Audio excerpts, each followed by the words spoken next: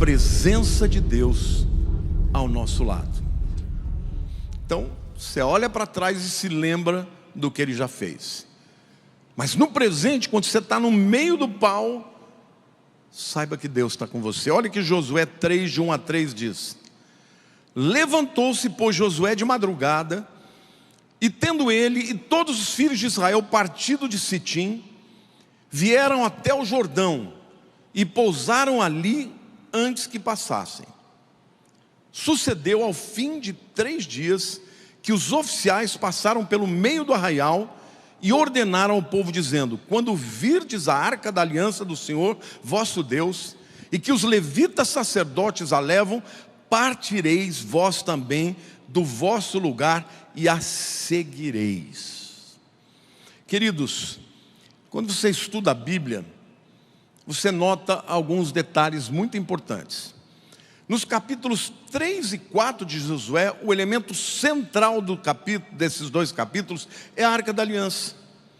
A arca aparece nesses 2 capítulos 17 vezes, ela é mencionada, fora 5 vezes que ela é mencionada pelo pronome, ou seja, 22 vezes a menção da Arca da Aliança. A Arca da Aliança representava a presença de Deus no meio do povo.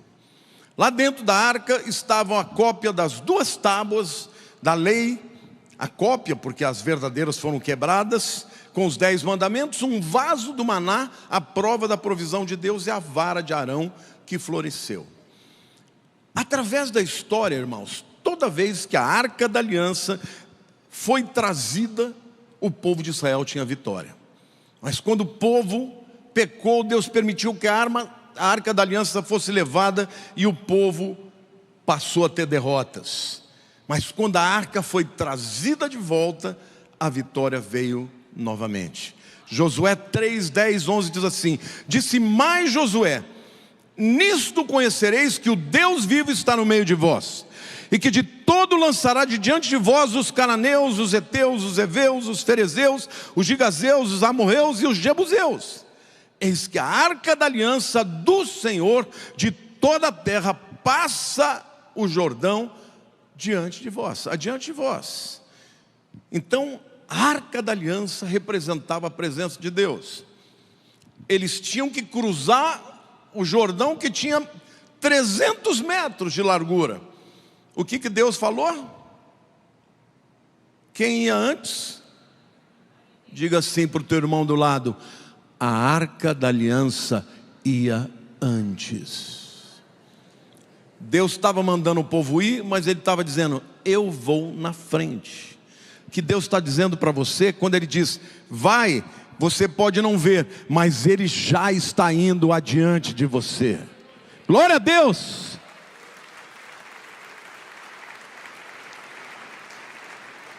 Olha que tremendo esse detalhe aqui, o capítulo 3, versículo 4 de Josué. Contudo, haja a distância de cerca de 2.000 côvados, 800 metros, entre vós e ela. Não vos chegueis a ela, para que conheçais o caminho pelo qual haveis de ir, visto que por tal caminho nunca passastes antes. Gente, 3 milhões de pessoas, se a arca estivesse muito perto, ninguém ia ver a arca. Mas Deus falou: deixa a arca ir 800 metros na frente, porque o caminho onde vocês vão passar, vocês não conhecem, mas vocês vão olhar por onde a arca está indo, e vocês vão atrás. Não é tremendo? Deus queria que o povo olhasse para a arca. Declara assim: quando eu tenho que atravessar em direção ao desconhecido, eu creio que o meu Deus vai na minha frente. Glória a Deus!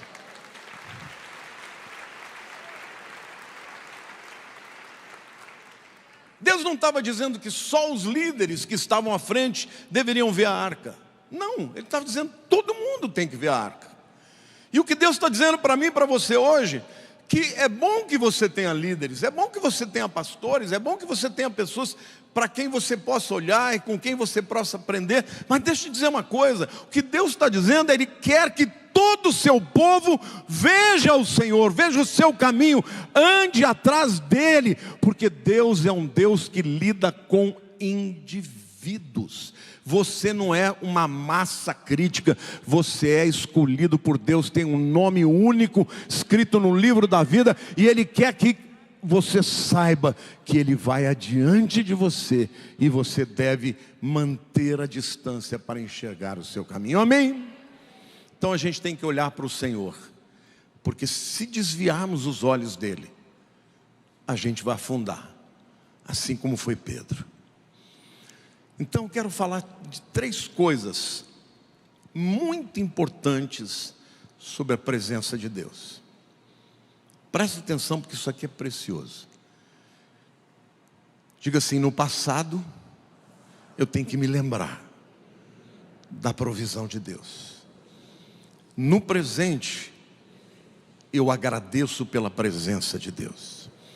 Mas olha as 3 coisas que eu quero falar da presença de Deus. No versículo 6 do capítulo 3, ele diz assim: e também falou aos sacerdotes dizendo: levantai a arca da aliança e passai adiante do povo. Levantaram, pois, a arca da aliança e foram andando adiante do povo. Diga assim: para o desconhecido, Deus vai na minha frente.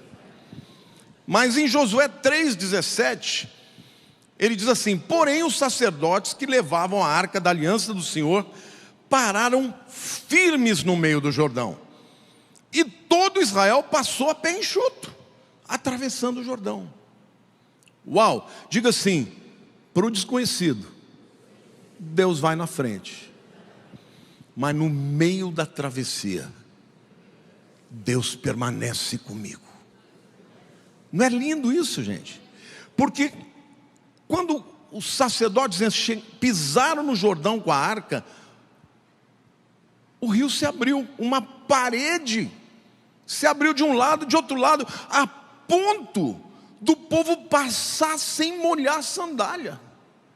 Como é que Deus fez isso? Só Ele sabe fazer. Ele é Deus, não tinha nem lama lá, gente. A Bíblia diz que eles passaram a pé enxutos. Mas por quê? Porque a arca estava no meio do Jordão. Deus foi primeiro com a arca, o Jordão se abriu e o povo começou a entrar. Deus continuou andando? Não, Ele permaneceu no meio. E o povo foi passando, olhando a arca e olhando para trás. E enquanto ele estava lá, a arca lá no meio, aquela parede levantando assim, jogando água para o lado, e o povo passando tudo a pé enxuto.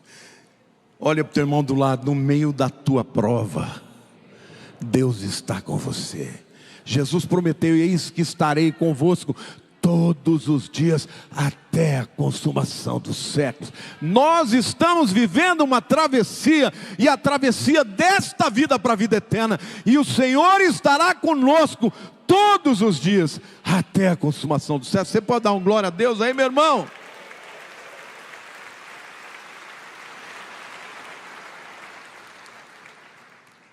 Então primeiro Deus falou: a arca vai adiante. Depois Ele falou: a arca para no meio e o povo passa.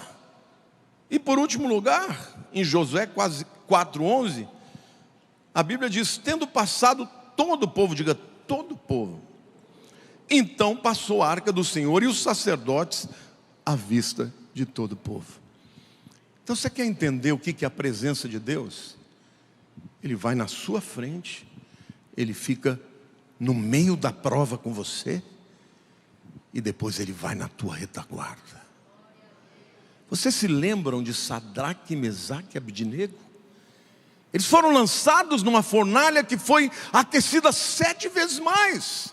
Mas o rei Nabucodonosor falou: o que está acontecendo? Nós jogamos 3 homens lá, mas eu vejo o 4, e o 4º homem, ele é semelhante ao Filho dos deuses.